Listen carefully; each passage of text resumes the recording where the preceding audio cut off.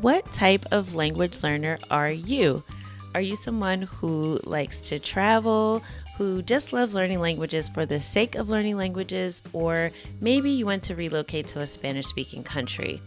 Well, whatever your motivation for learning Spanish, the type of language learner you are will greatly influence how quickly and how efficiently you reach Spanish fluency. So I hope you enjoyed this episode. Make sure you listen to the whole thing because at the end I'll be giving you some tips for how you can use your language learning style to help you improve and accelerate your path to Spanish fluency. Así que vamos a empezar. Let's get started.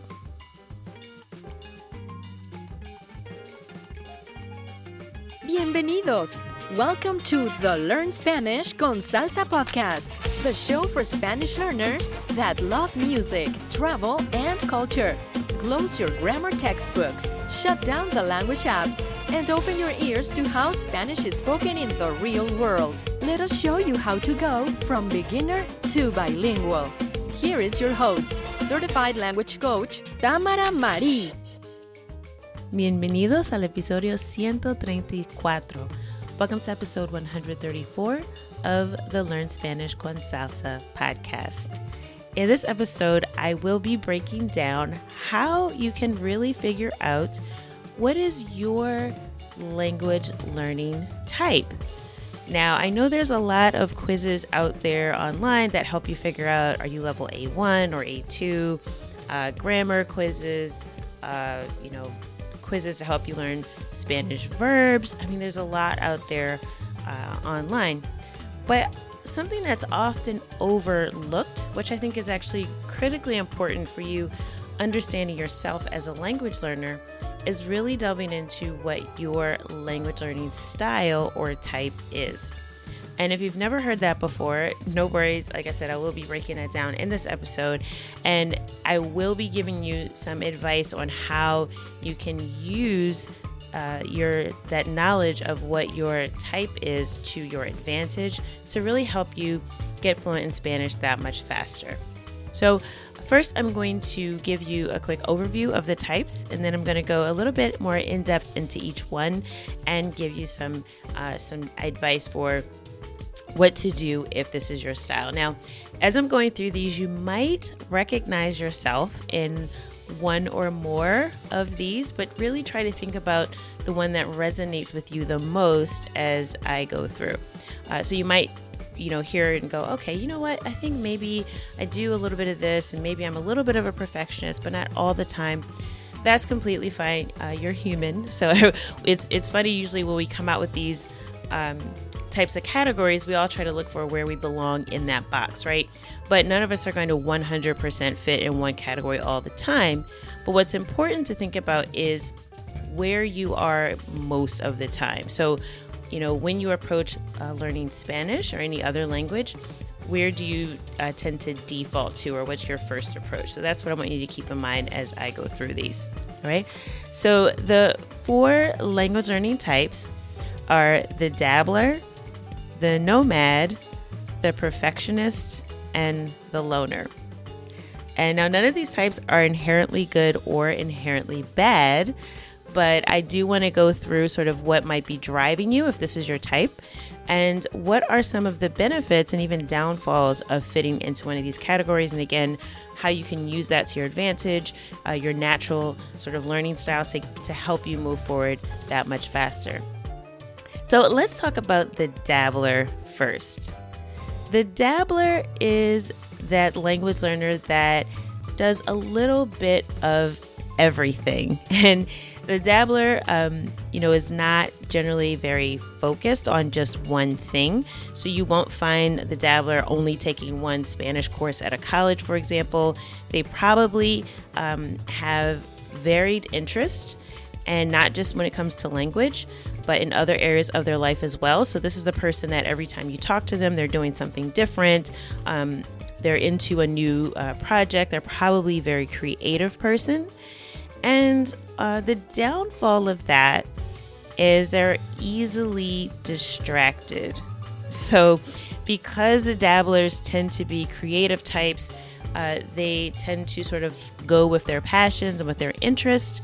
and they may not be super focused on meeting one particular goal, which means they tend to make progress a little bit slower, just because they're not really overly concerned with tracking progress. So it's hard to track what you don't measure, right? It's hard to know if you're successful if you're not taking any sort of metrics, and that's really common of the dabblers.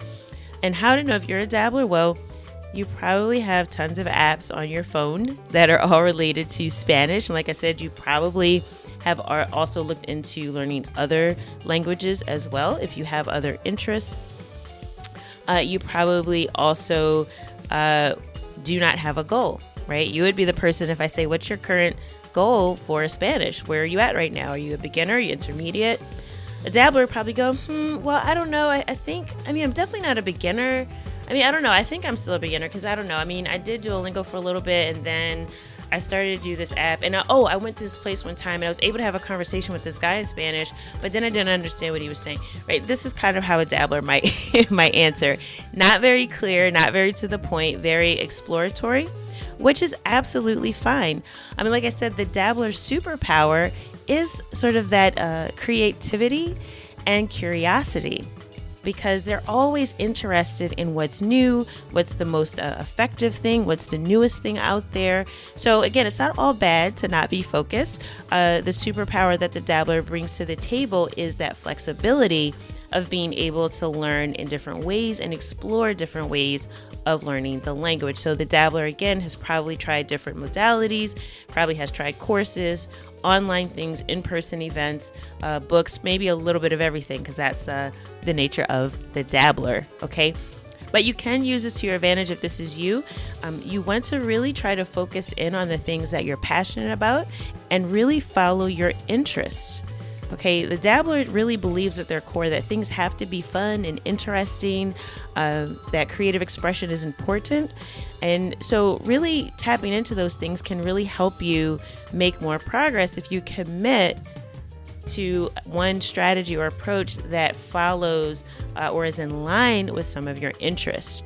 So, for example, like for me, I really love music, right? I love Latin music. I love salsa dancing. I love to travel. So these are things that actually helped me focus my learning so that I wasn't sort of all over the place, but it really helped me sort of zero in and say, okay, I'm going to learn this song, right? I'm going to learn the lyrics. I want to know what it means. I want to understand what the artist is saying. I want to know something about where they're from. And this sort of helped me focus in small ways. So if you are a dabbler, you might want to think about some short-term commitments that you can make, and very small goals. So you don't want to continue to set no goals if you're a dabbler. You want to think about setting some small goals, all right? And follow your passions and interests. Let those things continue to guide you, but just try to stick with them a little bit longer than a millisecond, okay? So that's the dabbler. And again, if this resonates with you, I want you to stick around to the end of the episode because I will be providing some information about how you can download a free resource that will give you some specific tips on how you can, use your language learning type to your advantage. And I'll also be providing some resources that are good for your type. So make sure you stick around to the end of this episode so you can figure out how to grab that. So the second type of language learner is the nomad. And the nomad is someone who really likes to explore culture, who likes to travel. The nomad has probably already been to several different countries, or if not, definitely has a bucket list of places they would like to visit. The nomad may even want to move abroad one day, or may already be living abroad, or maybe has lived in other countries before. So this is a real sort of citizen of the world, someone who really likes to travel, believes that travel is something that can help you explore not only different places, but also different cultures, to get to know different people. And they approach language that way. They approach language as more of a tool to help them connect with other people and cultures, rather than just sort of something they do because they just love languages. So the nomad very much is interested in travel, but one of their core beliefs that can be a little bit of a drawback is a nomad is probably someone who believes that you absolutely have to travel abroad to be able to become fluent in Spanish, right? That you have to move to Mexico for a year. Other than that, you won't be immersed in the language and that you won't be fluent. And that actually is not true.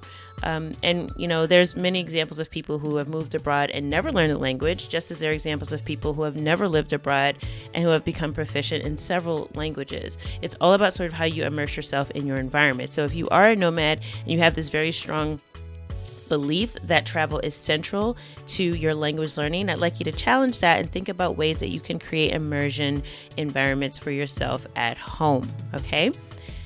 Now, I won't say that travel isn't a fun part of language learning. It's just that believing that it's the only way to reach fluency is a false belief, but that tends to come along with this nomad language learner type. And they actually believe that even if there are other ways to learn a language, that the best way is to travel. And that's the best way for them to reach fluency. Now, how you can tell if you're a nomad, again, think about if you've told your friends that, I'm not going to be fluent in Spanish until, I move to Colombia and I just stay there for a whole year. But I can't do that right now because I don't have the money or the time. And I don't know the language. So, I'd have to go and figure it out. I don't know where I would live, but that's the only way I'm going to get fluent in Spanish. You also, can tell if you're a nomad, again, if you have this sort of list of places that you want to travel, like a dream list of places you want to explore, that you want to visit. Or if you've already done a study abroad program or lived abroad, you probably tend to be more of the nomad language learner type. And really what can slow this type down is this tendency to focus everything around travel. Because again, there are other ways that you can learn a language. And I'd like to challenge any nomads out there to think of different ways you can experience culture through doing more local travel or just going to places in your own community where you find people that are part of the cultures that you'd like to explore. All right, so those are some things that you can do if you are a nomad. The third one is the perfectionist. But before I move forward, I do just want to let you know again, make sure you check out our website after you listen to this episode, learnspanishconsalsa.com/134. That will give you access to a quiz where you can actually verify. So if you're listening and you're thinking, I don't know, maybe I'm a nomad, maybe I'm a dabbler, maybe I'm a little bit of both. We do have a quiz that will help you sort that out. So make sure you go to our show notes page, learnspanishconsalsa.com/134 to get that quiz and some resources that will help you regardless of what your language learning type is. Now, the perfectionist. This one is near and dear to my heart because I love my perfectionist. You can usually tell a perfectionist when they say, I can't really do this until I learn this. So, for example, I really can't have a conversation in Spanish until I learn grammar because I can only speak in the present tense. I can't say anything in the past tense, and I can't have a conversation because everything will be a disaster. Oh, and then when someone starts talking, they just all talk so fast, and then I get lost, and then I don't know what to say, and it just all really scares me, and I don't want to do that at all. So I'm just going to study for like a year and wait before I travel or have a conversation or do the things I really want to do in Spanish. So if that sounds like you or someone you know, then you have identified a perfectionist. And really the downfall, or what slows the perfectionist down, is this sort of propensity to want to have everything figured out before they even begin. And I would stress to a perfectionist that the only way to really figure these things out is through the process. So in the process of language learning, as you begin to have conversations, as you begin to put yourself out there and make those mistakes, that is how you learn, and that will actually accelerate your progress. But many perfectionists believe that they cannot speak until they have perfect grammar, pronunciation. They probably don't have very strong conversation skills because they just haven't attempted to have many conversations because they're terrified of the idea of someone laughing at them. They feel very overwhelmed when they think about all of the grammar rules and vocabulary and different things that they have to learn. And that tends to put them in a place of analysis paralysis. But it's not all bad. If you're a perfectionist, you do have a superpower, and that is that you tend to be a very thorough and analytical person. This means that things like grammar will actually be easier for you to master once you get into it, because you will start to see those patterns that other people just don't see because they're not paying that much attention. But as a perfectionist, you will definitely notice a lot of those things, and you also care about proficiency. Right? Perfectionist really does care about, being respectful to others, how they're seen by other people, and really getting it right, which is a noble quality to have. So there are some good things about being a perfectionist. You probably are going to be seeking resources that will help you make progress. You tend not to sort of just jump from one thing to the next. And if you do, it's because you're looking for that perfect thing. Right? You're analyzing, you're trying to figure out, does this work for me? Does this work better? Does something else work even better than this thing? So you're constantly reevaluating that and trying to figure out what is the best and most efficient path to fluency. So you generally are not afraid to try new things, but you must be sure that it's worth your time before you do. You won't just jump in and buy a bunch of courses. You're really going to want to make sure that this process, this approach, this philosophy of language learning works for you. So that is how you can tell if you might be a perfectionist. And again, what slows perfectionists down is this idea that they have to get it perfect and figure it all out first. But you can use the superpower to your advantage if you are a perfectionist by committing to take action. So what I would challenge you to do if you're a perfectionist is to think about, what is one approach that you have heard about on maybe this podcast or another podcast? You saw a YouTube video, you read about in a book or on a blog, and you said, I think that might actually work for me, or that sounds interesting, but I'm not sure because of these 27 reasons, right? My challenge to you is to take action and just try it for a period of 2 to 4 weeks. Just that one strategy, and then track your progress to see how far you get with that approach, so that you'll have some data to see if it actually works for you or not. And if it does, in 2 to 4 weeks, you can reevaluate, move forward, and either continue with that approach or move on to something else. But I would challenge perfectionists to stop looking for the perfect approach and to pick one and take action. I also encourage you, if you're a perfectionist and you haven't already, to just book a lesson, to have a conversation in Spanish. In fact, if you're one of the first 5 perfectionists that hears this podcast and sends me a DM on Instagram at Learn Spanish con Salsa, let me know if this resonated with you. If you feel like this is you and you're just a little bit afraid to have a conversation, send me a message on Instagram. I have something just for you. But you have to take action first by sending me the DM at Learn Spanish con Salsa on Instagram. You can also email us at host@learnspanishconsalsa.com if you're not on Instagram, and let me know you're a perfectionist, you're afraid to have a conversation, and you want help, and I have something special just for you. All right. So hopefully that incentivizes you, if you're a perfectionist, to get out of your shell and take a little bit of action. And by the way, all perfectionists aren't necessarily introverts, right? And all dabblers and nomads aren't necessarily extroverts. But dabblers and nomads tend to be more creative types that do tend to be more outgoing. It doesn't necessarily mean they're the life of the party, but they do have more interest in things outside of themselves.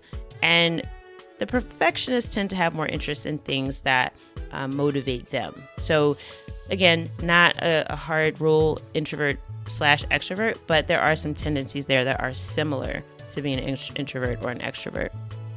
Now, the last language learning type, so we've gone through the dabbler, the nomad, and the perfectionist. And our last one, last but not least, is our loner, which again does tend to be someone who is a little bit more internally focused. Again, not necessarily an introvert. This is just how this person approaches language learning. The loner really thrives on learning independently. And they may have even successfully learned other languages before. So if you're a loner and now you're coming to learn Spanish, you may have already grown up speaking a few languages. You already have a fair amount of confidence in your own ability to figure things out and sort of, figure it out as you go along. You don't really feel like you need a whole lot of direction because you have this confidence that you can sort of figure this out. And you probably haven't followed any formal study or programs, whereas the perfectionist is probably looking for grammar books, college courses, tests and quizzes, certifications. These are things that perfectionists look for. The loner is probably just looking to feel more confident about their ability to speak. So the loner has probably already had a language exchange partner. They've probably already had some online lessons with tutors. They probably are just watching YouTube videos or listening to podcasts like this one, other podcasts. They're just sort of taking it in on their own. And they're using different approaches that they think suit them as they sort of want to learn something. So this tends to be a pretty confident language learner. But the thing about the loner is they're probably not really sure where they stand when it comes to their actual language learning level because it's not a huge concern for them. They probably can already hold a pretty decent conversation in Spanish, but they just don't really know where they are on that scale from sort of a complete beginner level A1 or A0 to B1, B2, and up to the C level. They just don't know. They're not really interested in that because they already feel like they have had some success and they're confident with where they are. But the drawback of being a loner is that they don't have any community support. There's no one really around them that's learning. This is sort of like their private little thing that they like to do, learning languages. They might also be interested in learning other languages besides just Spanish because they have maybe even a passion just for language. It's something they like to do. It makes them feel competent and capable, and they have some confidence around language learning. But like I said, the loner usually doesn't have a lot of community support, and any community support they do have might be limited to a few online forums, online communities that they have found, but they probably haven't ventured out as much as someone like a nomad would because they're just kind of content to learn on their own and do their own thing. They may or may not have had many conversations, but they definitely have communicated through text, right? So through emails, messages, on any of the apps where you can find language exchange partners. The loner has probably already done that, probably has a few people they've held a few conversations with in Spanish, even if it was not a verbal conversation. Now, like I said, the drawback of this is not having that community support means that they really don't push themselves because they think that they're doing okay and they don't really know where their blind spots are. A loner is someone who can really benefit from more of a language coaching than teaching approach because they tend to be pretty competent and confident, but they don't really know where they fall with their level of proficiency, and they probably miss some very, very basic things and have a lot of holes in their learning because they've sort of taken this independent approach to learning. So, for example, a loner is someone who might be able to hold a conversation if you talk to them. They may or may not be shy. Like I said, it doesn't matter if they're introverted or extroverted.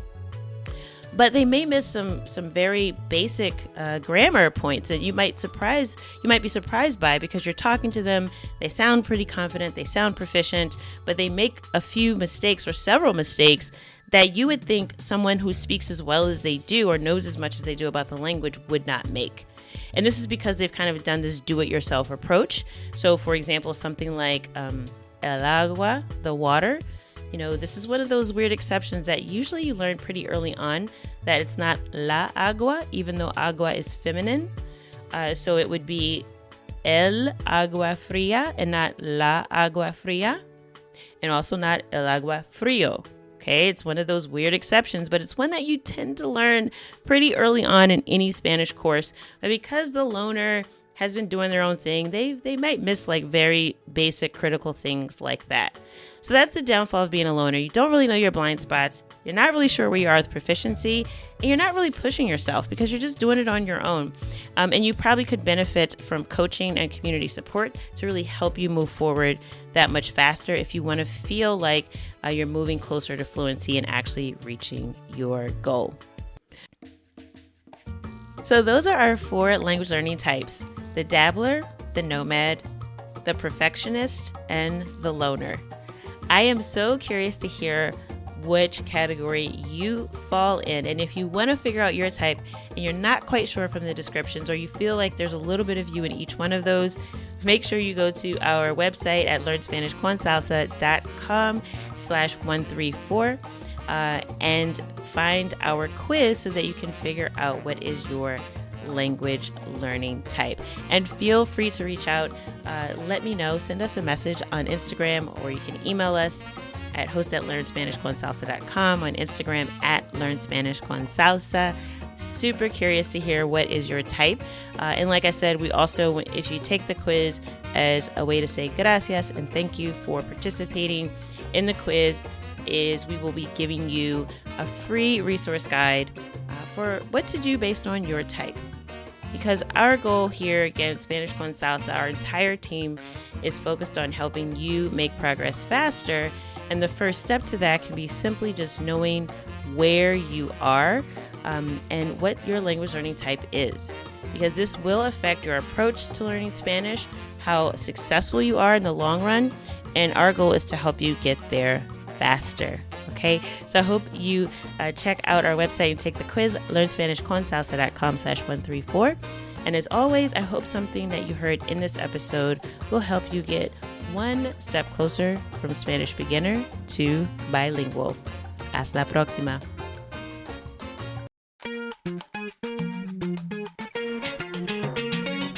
Thank you for listening to the Learn Spanish con Salsa podcast at learnspanishconsalsa.com.